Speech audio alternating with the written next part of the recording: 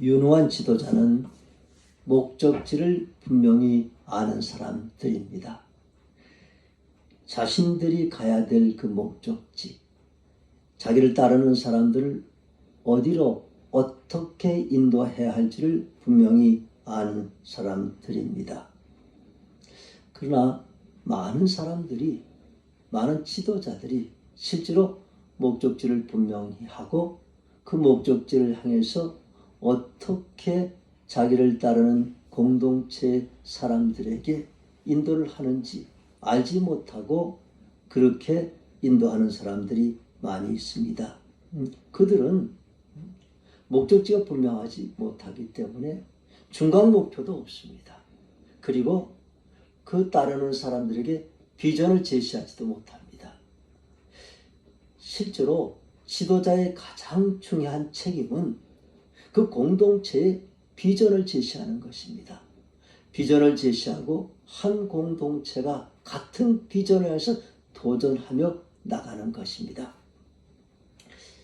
우리 NNCC가 신학교가 참 잘 되고 있는 것은 우리의 목적이 분명한 것입니다. 그리고 그 목적은 네팔 복음화입니다. 그 분명한 목적을 가지고서 우리가 학생들을 가르치는 가운데 또 학부생을 가르치고 신대원생을 가르치는 가운데 그 목표를 향해서 또 중간 목표를 세웁니다. 네팔 전역에 지방신학대학교를 세워나가서 전 네팔을 복음해야 되겠다. 이런 비전을 제시하고 또 그 다음에는 다음 목표로는 해외 네팔인들이 굉장히 많기 때문에 저들을 교육하고 복음하기 위해서 사이버 신학대학을 설립한다는 이런 비전을 제시하면서 계속해서 그 목적을 향해서 나가고 있습니다. 목적이 분명하지 못한 지도자들에게 묻습니다.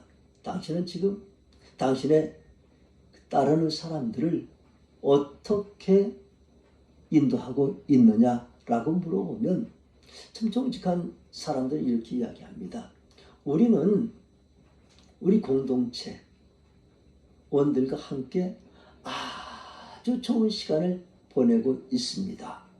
실제로 어떤 공동체가 좋은 시간을 보내기만을 위한 그런 펠로십 공동체 다음에는 기업이든지 회사든지 학교든지 또 어떤 나라든지 다 목적이 있고 그 목적을 향해서 가야 되는 것입니다. 예수님은 분명한 목적을 가지고 계십니다.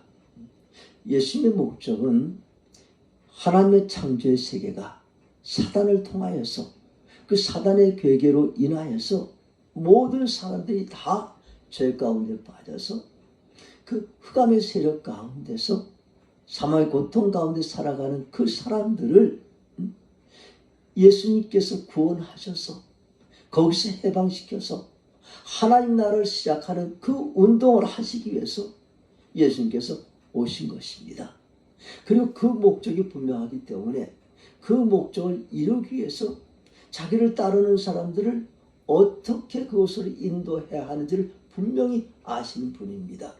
자기를 따르는 사람들 그 중에서도 12제자를 훈련시키시고 그 12제자를 통하여서 그 목적을 이루시기를 원하십니다. 예수님 이미 자신의 앞날을 다 아시는 분이십니다. 그러기에 그 하나님의 과업 맡기신 그 목적, 하나님 나라를 이 땅에 세워나가는 그 목적은 예수님 당대에서 이루어질 수 없는 것이기에 예수님 사후에 어떻게 그 목적을 이룰 것인가를 예수님이 생각하시면서 그 일들을 제자들을 통하여서 이루어 가시기를 원했습니다. 그래서 예수님께서 제자 훈련을 시키시는 것입니다. 그 제자 훈련을 계속해서 시키는 가운데서 예수님 저들에게 말씀을 가르치시고 예수님 저들에게 기적을 행하시고 이사를 행하면서 그들이 포기하셔서 가르치시고 그리고도 부족하여서 정말 저들에게 귀한 체험들을 하게 하십니다. 우리가 인생을 살아가는데 필요한 것은 지식도 필요하지만 지혜가 더 필요한 것입니다. 이 지혜라는 것은 배우는 것으로만 얻을 수가 없는 것입니다. 이 지혜는 자기가 실제로 힘든 체험들을 해가면서 그 가운데서 인생을 살아가면서 그것을 성취해 나가는 그 지혜를 얻을 수 있는 것입니다. 그래서 예수님께서 제자들에게 전도 훈련을 보내고 두 사람의 짝을 지어서 보내면서 너희는 전대도 차지 말고 두번옷도 가지 말고 지팽이와 단벌 하나 신고서 그렇게 하라. 그렇게 내보냈습니다. 무일푼으로 내보낸 것이죠. 그렇게 가서 제자들이 오랜 시간 이곳저곳을 다니면서 다 말씀을 전하기도 하고 병을 치료하기도 하고 귀신을 쫓아내기도 하고 그런 어려운 일들을 직접 체험하면서 그러면서 그 어려움에 처해서 이기는 지혜를 얻게 하시는 것입니다. 그것이 능력입니다. 실제로 저희들이 젊었을 때는 무전여행이 그때 유행이었어요. 젊은이들은 다 무전여행을 한 번씩은 가봐야 된다. 그것이 아주 유행일 때가 있었어요. 정말 한 푼 돈도 안 가져가는 것이. 어디서부터 여기서 출발할 때부터 돈이 없어요. 그래서 그 기차도 돈 내고 기차를 타는 것이 아니야. 그때는 그 무용담이 돈 내지 않고 기차를 타고 그러다가 승무원에게 잡히면 이야기를 하면 승무원이 그냥 다 이해를 해주고 그리고 보내줬을 때이기 때문에 그러니까 기차 타는 것도 다 공짜로 타고 다니고 인심도 후회했어요. 그냥 가서 자기는 무전여행 갔다 그러면 사람들이 재워주기도 하고 먹여주기도 하고 그래서 오랜 기간 동안 전국을 막 돌아다니면서 그 무전여행을 하고 와서는 그 무용담을 그렇게 자랑하는 것이. 근데 그것이 어떤 어려움에 대처하는 지혜를 얻게 하는 것이고 그 지혜가 인생을 살아가고 어떤 일을 격려하는데 굉장히 큰 도움이 되는 것입니다. 그리고 또 저희 다음 세대는 배낭여행이 유행이었어요. 해외 배낭을 짊어지고 배낭만 짊어지고 나가는 것이. 그 대신에 모든 비행기표는 국내에서 그리고 거기 다니는 다 그 기차표들은 다 국내에서 다 끌어가지고 그냥 갈 때는 그 당시에 돈도 많이 없을 때 돈 몇 푼 가지고서 다니는 것이.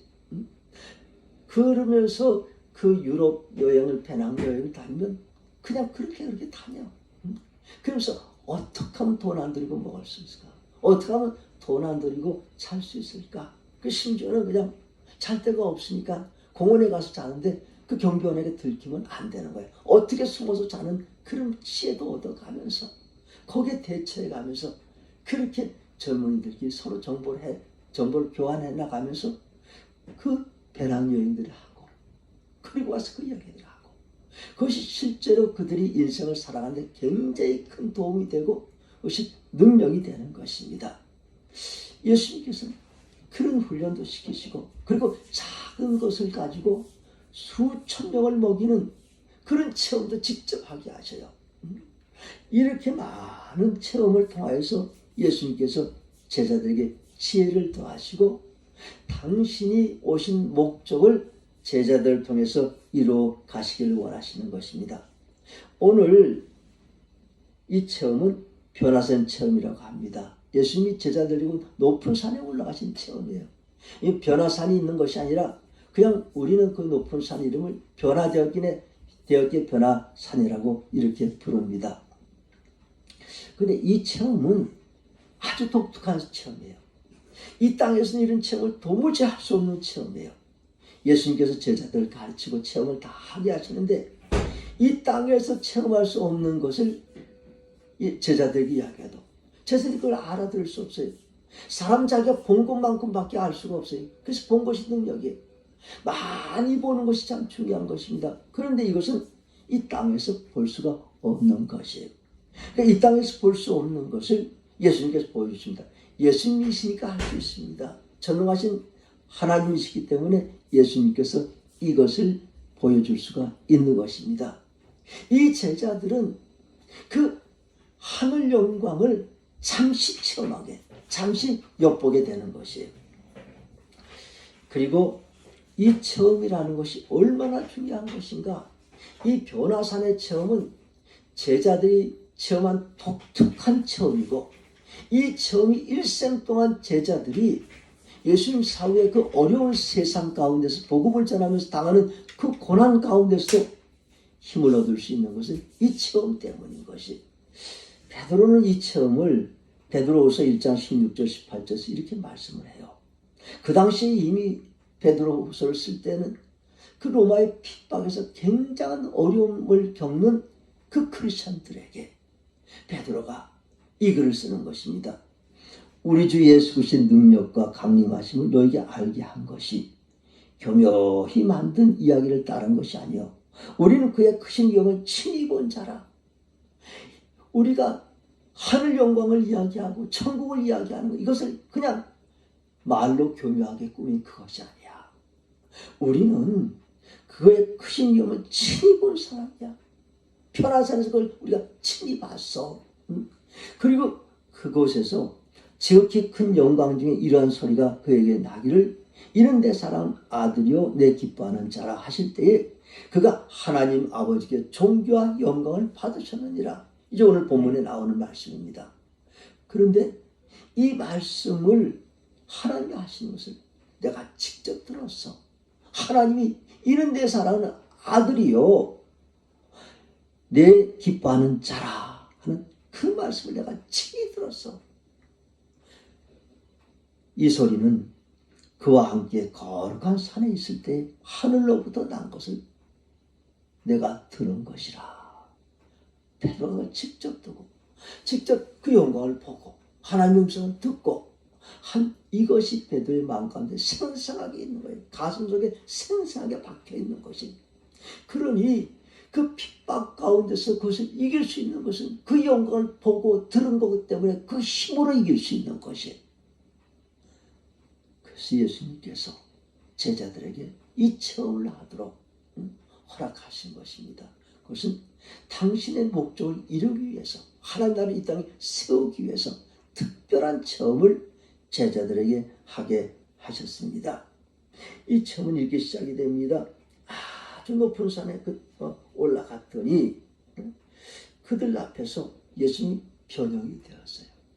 예수님 변형이 되는데 어떻게 변형이 되면 그것이 광채가 나며 세상에서 빨리 앉아 그렇게 희게 할 수 없을 만큼 매우 희어졌더라. 예수님이 입으신 그 옷이 하얗게 되었어요. 빨래를 해서는 그렇게 희게 될 수가 없어요. 세상에서는 그렇게 희게 된 옷을 볼 수가 없을 정도로 그렇게 희게 된 것이에요. 환하게 광채가 났어요. 빛이 난 것입니다. 여러분 흰색하고 빛하고는 다르잖아요. 그 빛이 광채가 나는 그 빛이 신비로운 광채가 나는 거예요. 예수님 얼굴도 역시 마찬가지예요. 광채가 나는 것이.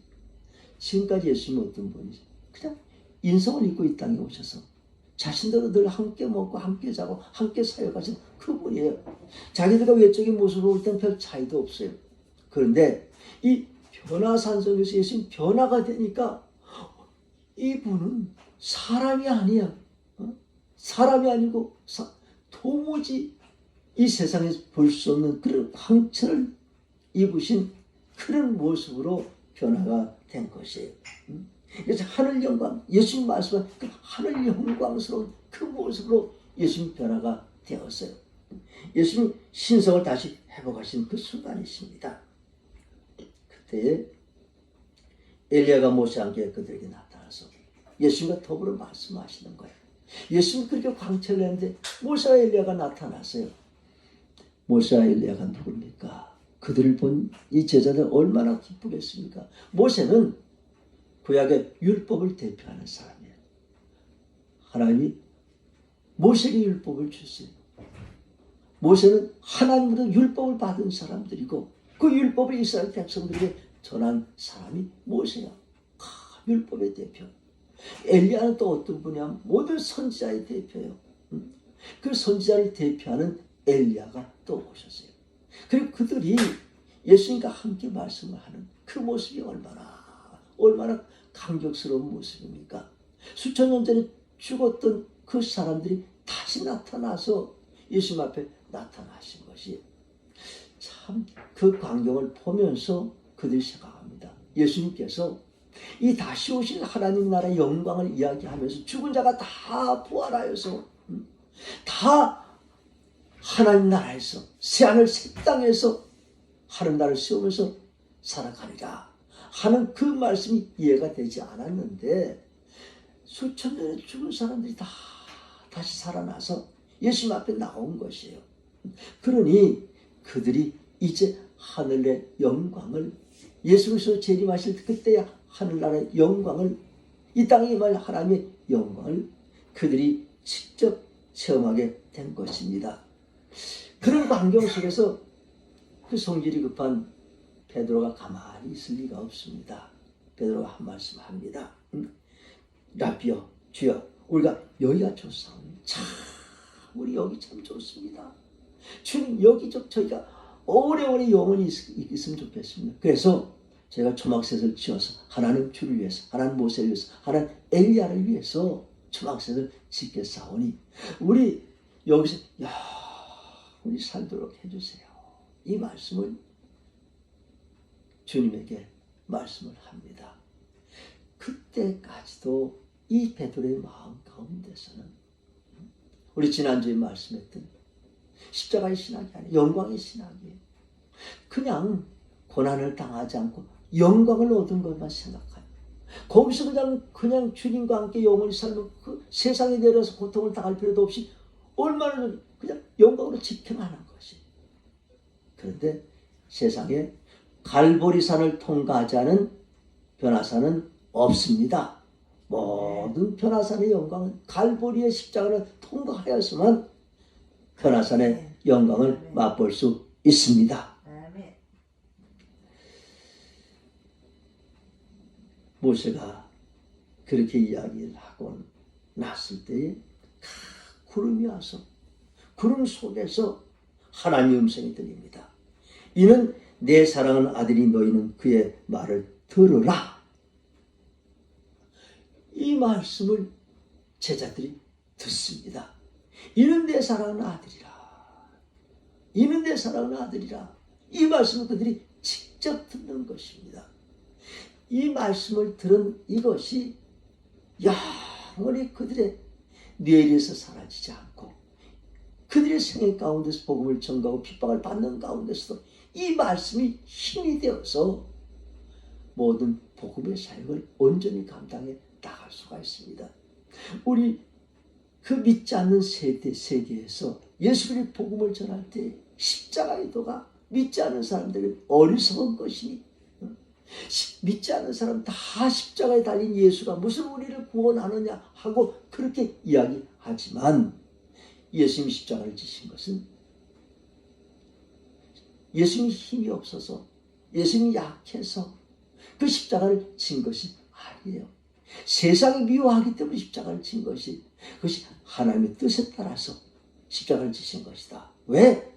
하나님이 그 산에서 변화산에서 이런 데 사랑하는 아들이요 하나님이 친히 사랑한다고 확인을 해주시는 분이신데 그 죽으신 것은 하나님이 그를 미워해서 그가 세상 권세에 굴복해서 죽은 것이 아니라 사람들이 그를 미워해서 하나님 뜻 가운데서 우리를 구원하시기 위해서 십자가에 죽으신 것입니다.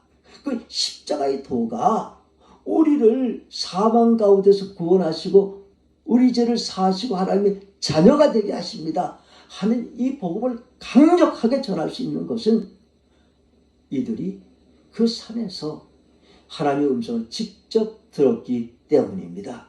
이는 내 사랑하는 아들이라. 하나님이 이렇게 예수 그리스도를 향해서 말씀하셨습니다. 그리고 나서 돌아보니까 아무도 보이지 아니하고 오직 예수와 자기들 뿐이에요. 모세도 가고 율법 엘리야도 갔습니다. 예수님은 남았습니다. 무엇을 말씀합니까?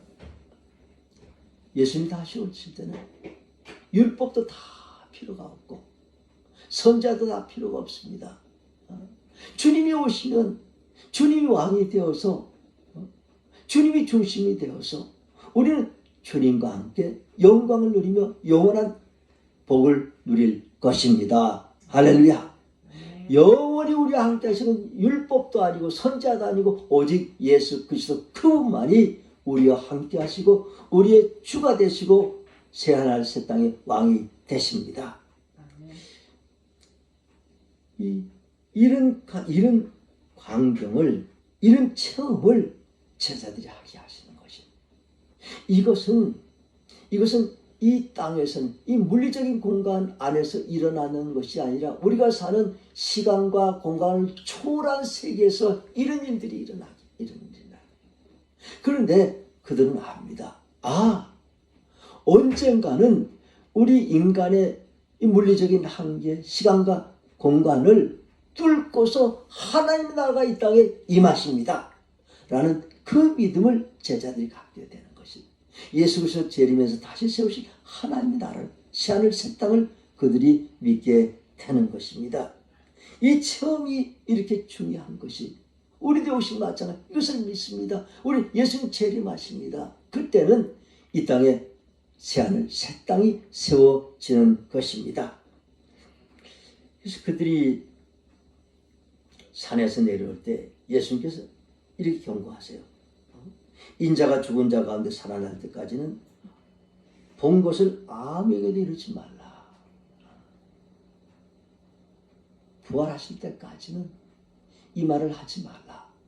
그 다음에 너희가 이 말을 해서 복음을 전하라. 라는 이 말씀이기도 합니다.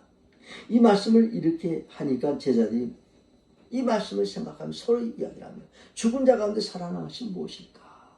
예수님 쉽게 이야기를 하는데 쉽게 예수님께서는 인자가 죽은 자 가운데 살아날지라. 제자들이 서로 논의를 합니다. 과연 죽은 자 가운데 살아난 것이 무엇인가? 그러면서 그들은 이야기를 합니다. 우리가 봤지. 회당장 야이로의 딸을 살리시되 베드로와 야고보와 요한을 데리고 그 방에 들어가서 예수님이 딸이다 쿰 하니까 그 소녀가 일어났어요. 소녀가 일어나라. 그 소녀가 벌떡 일어나서 죽은 소녀가 일어났어요. 그리고 나인성 가부에 그 아들이 죽어서 상여가 나가는데 예수님께서 관에 대고 청년아 일어나라 하니 청년이 일어났어요. 죽은 자가 살아났습니다. 이 제자들은 그것을 봤기에 그러면 예수님 죽으면 누가 살릴 것인가? 라는 것은 이 참 어리석은 질문, 어리석은 이야기들 서로 해요. 그럼 우리가 예수님 죽지 않도록 할 수 있는 방법이 없겠느냐? 왜? 우리는 다 알죠. 그들이 어리석은 이야기를 하는 걸. 왜냐하면 우리는 예수님께 죽으시고 부활하시고 우리의 구주가 되신 걸 너무 잘 알지만 제자들은 그때까지 예수의 부활이라는 걸 도무지 이해를 할 수가 없는 것이기에 이런 말씀들을 서로가 나눕니다. 그래서 오늘 우리는 얼마나 축복입니까? 우리 예수님이 이런 모든 예수님이 십자가에 지시고 부활하시고 주가 되신 걸 이 성경이 우리에게 말씀하는 것을 우리가 그것을 읽고 우리는 얼마나 쉽게 예수 그리스도를 우리의 구주로 고백을 할 수 있습니까? 그러면서 제자들이 묻습니다. 어째 서기관들이 엘리야가 먼저 와야 된다고 말씀합니까? 그들 이 제자들도 다 이미 구약 성경들을 아는 사람들이에요. 그래서 이렇게 물어봐요. 어떻게 엘리야가 먼저 와야 되리라고 생각합니까? 이것은 말라기의 4장 5절 6절에 보면 이렇게 기록이 되어 있어요. 보라, 여호와의 크고 두려운 날이 이르기 전에 내가 선지자 엘리야를 너에게 보내리니 그가 아버지의 마음을 자녀에게로 돌이키게 하고 자녀들의 마음을 그들의 아버지에게로 돌이키게 하리라. 돌이키지 아니하면 두렵건대 내가 와서 저주로 그 땅을 칠까 하노라 하시니라. 이 구약성경 제일 마지막 말씀이에요. 엘리야를 보내겠다. 엘리야를 벌써 하나님 마음을 백성에게, 백성들의 마음을 하나님에게로 이렇게 서로 잘 마음을 교통할 수 있도록 이 하는 일을 엘리야가 와서 하리라. 이렇게 말씀을 한 것입니다. 그래서 엘리야가 먼저 와야 하는데 어떻게 된 것입니까? 그래서 예수님께서 말씀하십니다. 엘리야가 먼저 와서 모든 것을 회복하겠냐. 어찌 인자에 대해서 기록하기를 많은 고난을 받고 멸시를 당하리라 하였느냐. 그러나 내가 너에게 이르노라. 엘리야가 왔을 때 기록된 바와 같이 사람들이 함부로 대화하느니라. 정말 엘리야가 오는 것은 맞아. 엘리야가 와서 메시아의 길을 예비하는 것은 맞아. 그런데 그 엘리야가 이미 왔어. 그 엘리야가 오고 그리고 그 메시아는 또 와서 많은 고난을 받고 멸시를 당할 거야. 이게 성경이 가르치냐. 그리고 실제로 하나님이 엘리야를 보내셨어. 그 엘리야가 세례 요한이야. 그 세례 요한이 메시아인 내가 올 길을 세례 요한이 다 준비를 했어. 백성들에게 회개의 복음을 전하고 회개하라 천국이 가까우노라 그렇게 말하면서 온 백성들이 다 회개의 세례를 세례 요한에게 받았어. 그런데 그 세례 요한은 너희를 함부로 대해가지고 그를 처형하지 아니하였느냐. 그리고 내가 이제 온 것이야. 세례 요한 엘리야는 이미 가고 내가 왔는데 나에 대한 기록도 많은 고난을 받고 멸시를 당하리라. 하나님의 나라는 이 땅에 어떻게 세워지는가 하면 이제 엘리야도 갔고 이 메시아가 고난을 당하고 멸시를 받음으로 인해서 이 땅에 하나님 나라가 세워지는 것이야. 이 땅에 이스라엘 백성들은 그 메시아가 오면은 그 정치적인 메시아, 군사적인 메시아가 와서 이 땅을 통치하고 왕이 되신다는데 그것이 아니라 메시아가 오면 고난을 당하시고 멸시를 당하시고 죽으심을 당하신 가운데서 메시아가 되셔서 이 이스라엘을 통치해 나가시는 거야 라고 예수님께서 제자들에게 말씀을 하십니다. 참 쉽지 않은 일이죠. 제자들의 마음은 아직 두 가지입니다. 정치적인 메시아가 있는데 예수님 고난받는 메시아를 말씀을 하시는 것이 이 두 가지를 아직도 제자들은 알 수가 없는 것이에요. 이와 같은 그런 가운데서 이 산상의 변화산의 경험을 하게 하신 것은 이 고난받는 메시아를 그 메시아가 진정한 메시아라는 것을 이 땅에 전하기 위해서 이 변화산의 체험을 하게 하시는 것입니다. 근데 정말 중요한 것은 이 변화산의 체험은 그것이 전부가 아니에요. 잠시 엿보게 하신 거예요. 장차올 영광을 잠시 엿보게 하신 것이 왜? 정말 중요한 컨텍스트는 정말 중요한 상황은 어디에 있는가 하면 산 아래 땅에 있는 것이 산 아래 땅에 그것이 제자들이 사역할 것이고 그것이 하나님 나라가 세워질 곳이요.